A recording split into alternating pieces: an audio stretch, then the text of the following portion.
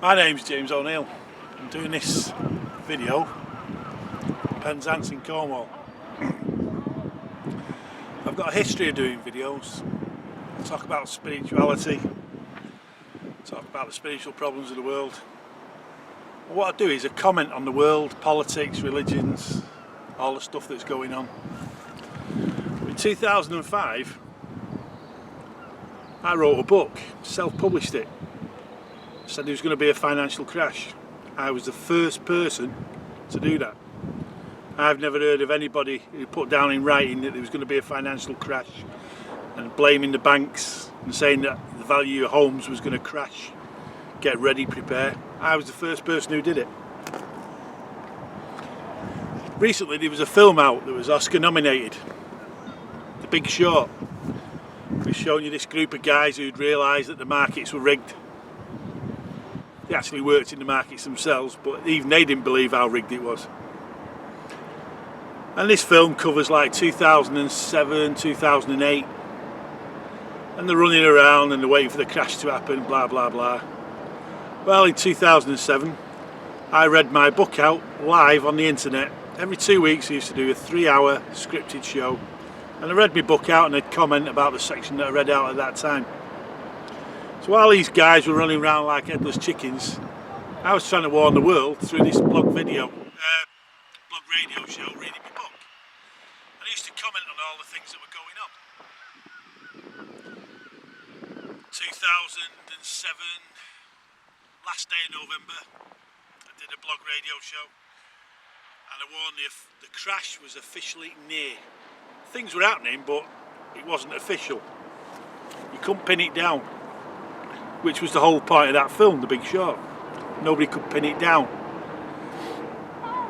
But in 2007, last day of November, I said, the crash is now near.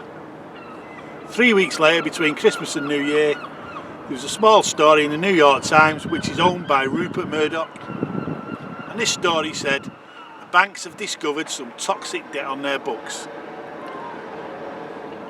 Well, I was away on holiday, and when I got back from holiday, a couple of weeks later, I did another show. And I said, it's now started, it's official. But nothing. The politicians never acknowledged it, the politicians just wanted to keep quiet. And the banks were suppressing it because they were selling off all the toxic debt. They were selling it off to the pension funds. They were giving bits of discounts and whatever. Basically, the banks spent the next 7-8 months getting rid of this toxic debt, and they piled it onto pension funds and private investors and the stock market in general. That was the whole point of the film The Big Short. I've heard many people say, oh, I didn't understand it, oh, it was a bit complicated. It wasn't fucking complicated. The banks suddenly realised they had a load of this toxic debt, and then they had to get rid of it, and they got rid of it on the pension funds. They got rid of it on little private investors, clubs and stuff. It was like they came out smelling their roses. And then when the banks went bust because of all this money, this toxic debt, well, the taxpayer bailed them out through the government through quantitative easing. Quantitative easing is just another word for saying we're creating money out of nothing. My pockets are empty, but if I want quantitative easing, all of a sudden I'd go like that, and I'd just produce a piece of paper that said I've got £1 billion. That's quantitative easing. You don't have to print money. You just get a little note that says £1 billion, $1 billion. That's quantitative easing. Credit. Imaginary credit written on a piece of paper. So basically that's who I am, that's what I've done. It's only a bit of what I've done actually. But these videos now, because in my book I said there was going to be a second financial crash. And now we've got to prepare for that. Now I've got to start talking about that. I've got to try and convince people like I did 2007, 2008, 2009. Get ready, get rid of debt, prepare for the crash, because this second one's going to be bigger. So now I've got to start the whole process again of trying to convince people, show people that there's another financial crash coming. Got to read my notes. Not done a video for a while. One of the problems of this world is there's so many things going on, you haven't got time to focus on the money. You haven't got time to focus on all the details of life, what's going on in the world. You're too busy working too many hours in the day. Well, I'm pretty lucky, I'm homeless. Been living in my car for 7.5 months. Next week I've got to give the car back to the finance company. So I'll actually be living on the streets. I've got a nice little place sorted out on the promenade where I can sleep at night, look at the sea. If it gets too windy I just go around the other side and then look at the road. But I'm okay with that because it's what's meant to be. Listen, I can't talk to people about being spiritual and not be spiritual myself. Where I am is where I am meant to be. I've got no qualms, no problems with being homeless. Now, as I say, there's that many things going on in the world. So what's going on in the world? Yesterday there was a bomb in Belgium. Or 2 bombs, 3 bombs. A lot of people killed, a lot of people running around like headless chickens.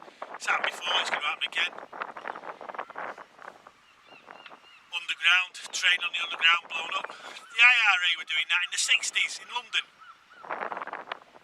So people are like slagging off these Muslims, saying, oh, Muslims this, Muslims that. Well, the Catholic IRA were killing people left, right and centre in London in the 60s and 70s. They blew up a train on the London Underground that was horrific. Because in them days you didn't, we're talking the 60s and 70s, it's like never been seen before, trying to get the bodies out of the tunnels, off the trains. It's a lot more organised now. Medical practices are better, doctors are better, they've got more procedures that can help save people.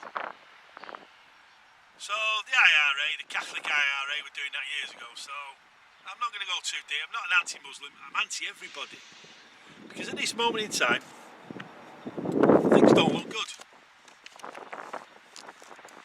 The politics of this world are corrupt.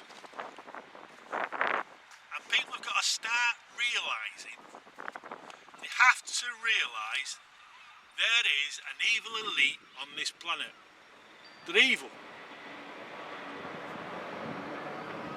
They're not bad.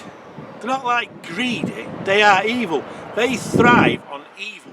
It's what they thrive on. When you do something good for somebody, you feel an energy here. You know, you do a good deed for somebody. You can feel good about yourself. You don't need praise off that person. You feel good. Well, these people are evil. And they get an energy. They love the energy of evil. It's like when they do an evil act, they feel an energy and they thrive on this energy. And these people are in politics, they are also in the religions. Every single of the main book faith religions, at the heart of each book faith religion, there is an evil entity. How do you hide evil? If you imagine evil as like a dark ball, a cloud, how would you hide that dark cloud? You'd surround it with light. You'd surround it with pretty things. So then this darkness would be at the heart of the light. It'd be hidden. And these religions are hiding an evil entity at the centre. And that evil entity has been working away for over 1,000 years, 2,000 years. It's manipulative. And in these modern times, they've got a lot more ways of doing it. You know, you don't just build a temple, build a statue, and then like get people to come to your temple. Now you do it through the TV screens, you do it through Hollywood, you do it through advertising, you've got marketing, you've got the internet, you've got all sorts of stuff to promote evil. So it's not looking good. And the first thing I'm going to, for the future, and the first thing I'm going to comment on is America. We've got an upcoming election. Who the fuck have we got? We've got Donald Trump, we've got Hilary Clinton. Donald Trump, who does he work for? I actually did a blog radio show on him a couple of years ago. And I'll talk about him in the future, and I'll give you the link to this. Donald Trump, basically, he works for corporate America. Corporate America has one aim. That's to force their will upon the rest of the world, trade-wise. So any deal that's done, they come out profit. And whoever the other country is, they're losers. This TIPS thing, what's going through now, it's been kept secret. They say you can see records and details, but you won't. And I'll talk about that in the future. But basically, this big push on in this world to join Europe and America through a trade deal. And the way they'll be saying it or pushing it is, we need it to combat China. Well, corporate America just does not care for the middle class, the poor. It's all about profit. We're not just talking about a bit of profit, we're talking about ripping off everybody. But I don't want to really go down that road yet. So there's Donald Trump. He's as false as anything. He's false as rocking horse shit, you know. He's just so... But he's playing on the fears of people. And he's playing on fear of people. What's going on? So then we've got Hilary Clinton. Now Hilary Clinton, I've done a lot of stuff on her. A lot of stuff in my history. And she is evil through and through. That woman is evil. At the heart of her is darkness. She's put across as though she's a saint, her husband's little foibles with other women, blah blah blah. But she's got blood on her hands. Some people might think, oh, the internet conspiracy theorists and all that, but when you do it right, you can check a lot of things out. I spoke to a guy who used to work for President Clinton when he was a governor, Arkansas governor. I forgot his second name, but he's Larry. He used to have a blog radio show, and I phoned him up and I spoke to him a couple of times. And he did one radio show in particular where he talked about when he worked for President Clinton when he was a governor of New York, Arkansas. President Clinton raped one of his assistants, female assistants. He cornered her in the kitchen and raped her. Her name was Kathy Ferguson. That's off, if memory serves me right, Kathy Ferguson. And basically, she then committed suicide, supposedly. But a lot of suicides around the Clintons. So she supposedly committed suicide. This Larry guy who used to work for him, he said it was all wrong. Nah, she never committed suicide. They murdered her.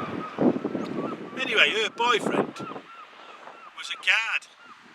He was an official guard at the governor's state mansion.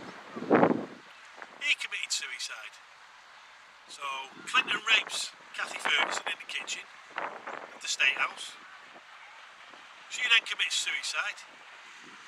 And then her boyfriend commits suicide on her grave, in the graveyard, slumped across the grave, kills himself.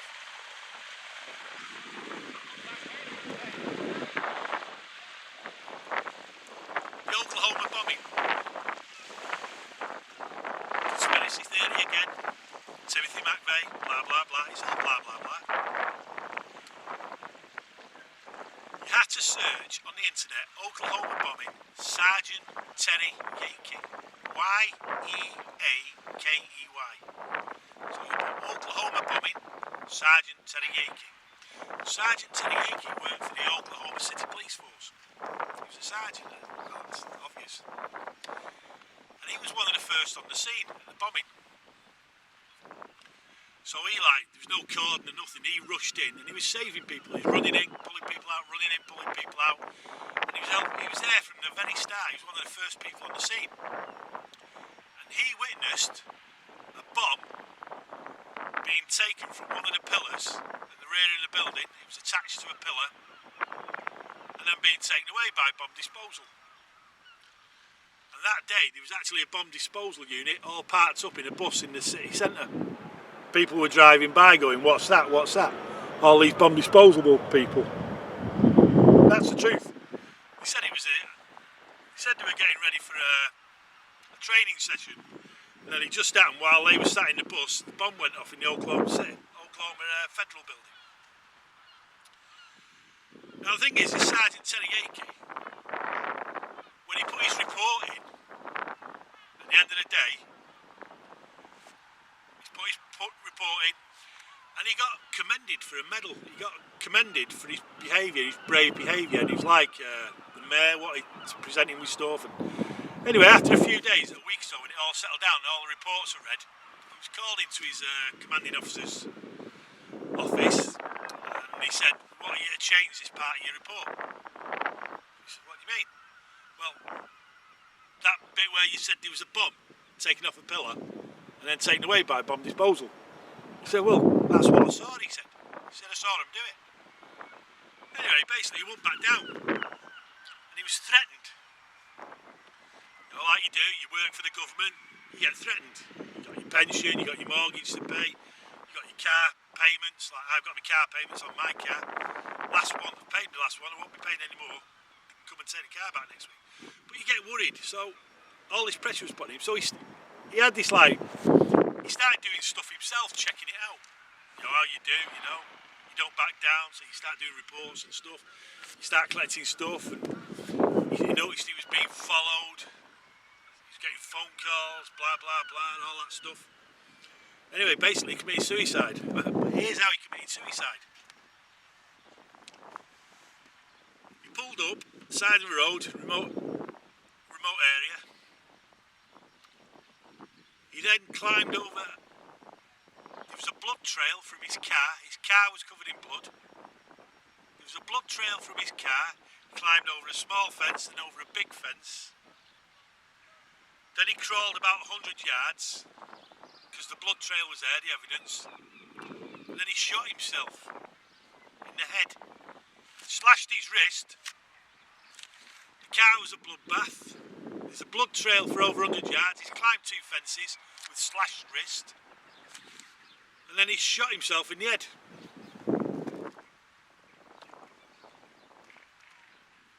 Police couldn't find a gun. When the police got there, there's no gun. Helicopter lands, FBI. 2 FBI guys walking around. Here's a gun. Wasn't there when the police were looking. Wasn't by his body. So that was the Oklahoma City bombing. As far as I'm concerned, it was a hoax. It was like a con job. Timothy McVeigh. Mind control. But that's another story. So search Sergeant Terry Yakey. Oklahoma City bombing. There was another one on the Oklahoma City bombing as well. A bloke called Trudeau. He was like a petty criminal or something. And he was driving out of Oklahoma, he was in Kansas somewhere else, and he got arrested. And the police thought it was him. And the police murdered him. Oklahoma police. There's pictures on the internet of his body with cigarette burns. Tortured. Oklahoma police tortured him. His brother happened to be a lawyer. Brother didn't give up. Brother took it to court. I've not kept up on it the last couple of years. But a few years ago I checked him out.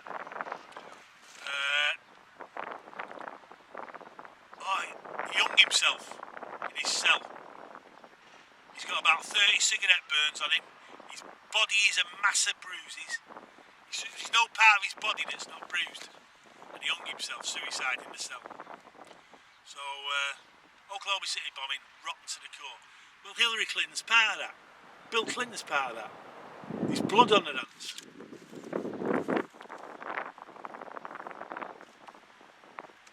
Now the thing is, as I said about Donald Trump, if he gets the presidency, it's going to be corporate America takes on the world. It's going to be about corporate domination. That's going to be the main theme of his presidency. What's going to be the main theme of Hillary Clinton's presidency? It's going to be total war. Like Hitler and Goebbels. Total war. That will be Hillary Clinton's policy. She's going to restart the Ukraine conflict. Because that's about big business as well. That's Monsanto. Ukraine, breadbasket of Russia. It's always been known as that's. Whenever you think of the Ukraine, you think breadbasket of Russia. That's where all the grain's grown. And Monsanto want that land for growing their grain. The American ambassador, Noonan, that little fat cow, her husband was one of the top dogs in Monsanto. She's another animal of war. She's like Hilary Clinton, twin sister.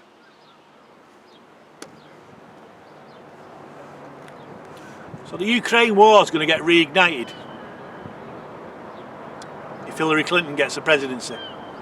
Syria, Bashar Assad, they'll go for him because they need Syria out of the way. Why do they need it out of the way? Because it's all about Iran. Hilary Clinton is basically a Zionist puppet. As I said, every religion, but religion, has evil at its heart. Does that mean the Jews are bad? No, it means Zionism and the people who run the Zionist policy, they're evil.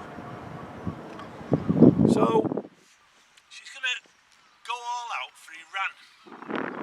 And then you think to yourself, why do that? It's going to be a bloodbath. You know, she's all those killings in the Ukraine, reigniting that. That'll be a bloodbath. You'll have a bloodbath in Syria, and then Iran. That'll be unbelievable. Well, Hilary Clinton doesn't care. Hilary Clinton does not care how many babies or pregnant women are killed. I did a video called Defending the Bible and God. Go check it out on YouTube, Defending the Bible and God. And I basically said, how far are you prepared to go to defend the Bible and God? I didn't say defend your religion, defend your country, defend your politics. Because at the end of the day, it's about the Bible and God, it's about the Quran and God, or whatever it's on.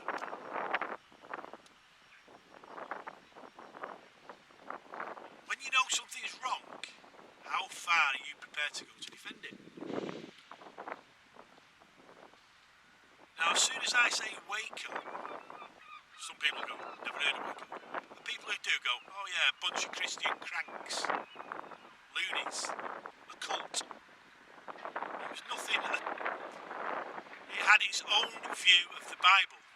These people at Waco had their own view of the Bible. They read the Bible how they read it. I've watched videos of Koresh reading the Bible, and I don't agree with him on a lot of his stuff. But I respect him because that's his version, his view of the Bible. He wasn't harming anybody. His followers were not harming anybody. But there was a big trial due, Ruby Ridge, where the FBI murdered children, and the mother of the children shot a mother through the throat while she was holding an 18-month baby. Sniper, Japanese sniper, worked for the FBI. He was a Christian as well, Catholic Japanese sniper. FBI shot this woman at Ruby Ridge through the throat while she's holding an 18-month baby because she's just seen her son get shot in the back. And he didn't get shot in the back with one bullet. He actually automatic rifle up his spine. So the guy who shot him never went across. He went up 13-year-old son, up his spine, bang bang. FBI. It was a siege on. Well, it turns out it was an illegal siege, illegal arrest. It was like the charges were made up by the FBI. And the guy got found not guilty. And the court case was due. They knew they were going to lose the FBI. So they needed something to like take people's mind away. And it's all about taking your mind away from the real world, the truth. So what they did was, they decided to go after the people at Waco. Now people think that they just rolled up on the day. a Monday and Tuesday. But the FBI actually set up a press office in the town of Waco 4 days before they attacked, and they filled the rooms with not email machines where you just put the paper in and it goes off, and they fill the room with about 50 of these machines so they could send the press reports off, and they were all programmed ready. So that's 4 days before they attacked the people at Waco. They also informed the press not to be far from the phone over the weekend. Because all the press, the main press people, got a little release from the FBI saying, listen, there's something going to happen in the next couple of days. Do not be far from your phone over the weekend. And then they just basically attacked the people at Waco. But prior to attacking them, they trained for 3 weeks at Fort Bragg. They had brand new equipment. It was all brand new. They had some new stuff to try. And at Fort Bragg, they practiced the tactics of assaulting a house. Because if you remember at Waco, you saw them going up the ladder onto the roof. They were going in the window, and all of a sudden, the people inside were shooting through the roof. And you've seen them all on the roof going like that. They didn't practice that, did they, at Fort Bragg? Fort Bragg, nobody fought back in the practice session. Nobody thought, well, what will they do? It was totally and utterly incompetent. The whole thing was incompetent. But basically, the people at Waco hadn't done anything. Because when they went to court, just like the Ruby Ridge people, the family at Ruby Ridge, they were found not guilty. They never sexually assaulted the children. They weren't paedophiles. Alright, they did some things that weren't right, as in like society where David Koresh would share people's wives. You know, if he wanted a woman to sleep with him, well, she slept with him, she basically said thank you, and her husband had to say thank you. It was David Koresh had honoured her. I mean, that's society. There's people doing that who work for Coca-Cola. Wife swapping.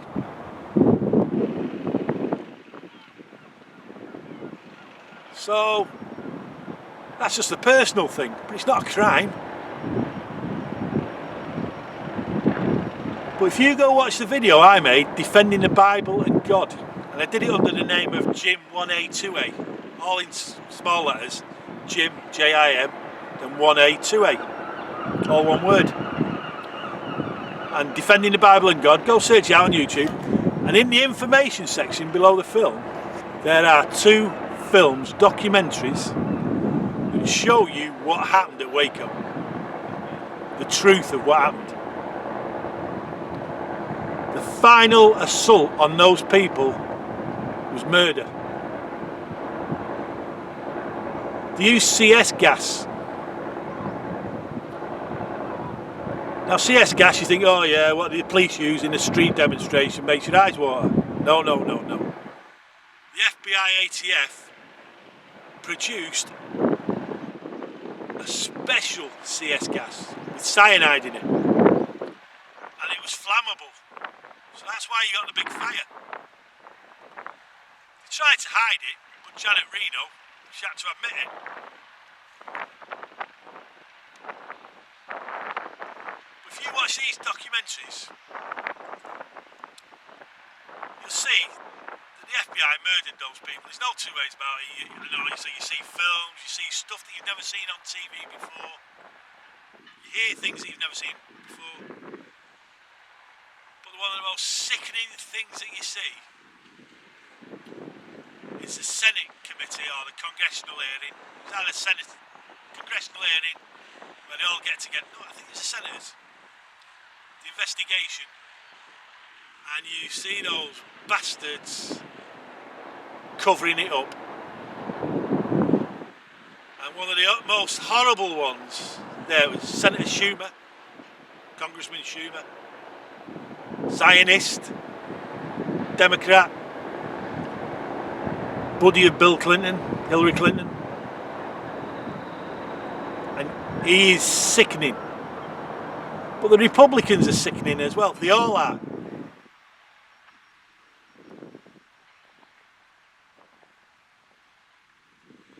see the images of the babies that died.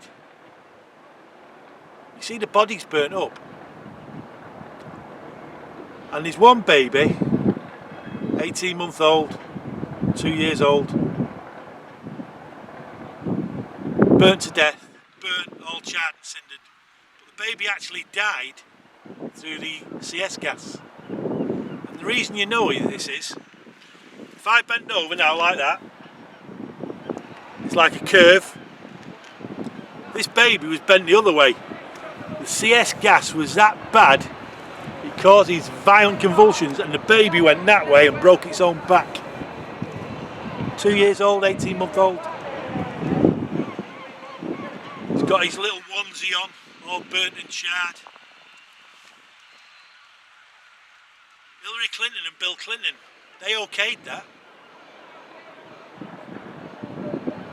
They needed that to take, because their administration was like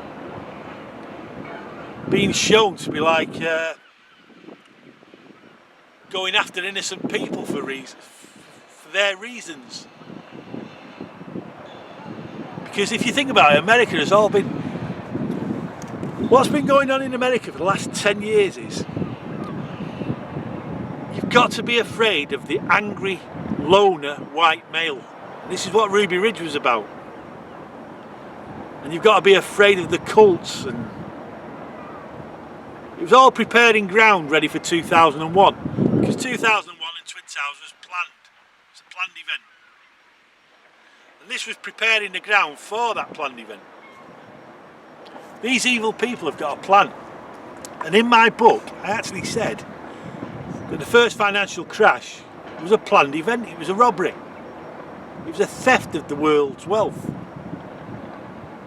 And after the dust settled, the taxpayers, with this quantitative easing, were in debt. They did a practice run for this theft, this financial crash. They did it in Argentina in 2000. They robbed the wealth of Argentina. The same banks that robbed Wall Street, City of London, Europe, Paris, Germany, the same banks that did all that robbery, robbed Argentina. They destroyed the middle class. They totally annihilated the poor. The wealthy bought everything up on the cheap. And then to solve the problem, they went to the World Bank and borrowed a load of money and put the nation in debt. Well, the guy who drives the bus, he owns part of that debt. The guy who sweeps the streets, he owns part of that debt. And what they did was they put the police on the streets to guard the banks. Any demonstrations? I remember watching a video where there was an old guy, there was a demonstration, there was an old Argentinian guy stood on the corner, and this police car just drove past and did a drive-by shooting, and this old guy went down. The police, rather than stop because it was too big a crowd and they were on their own, they just drove by and like drive-by shooting like gangsters. This old guy just went poof down on the deck. They closed the banks and they just won't let the people get the money.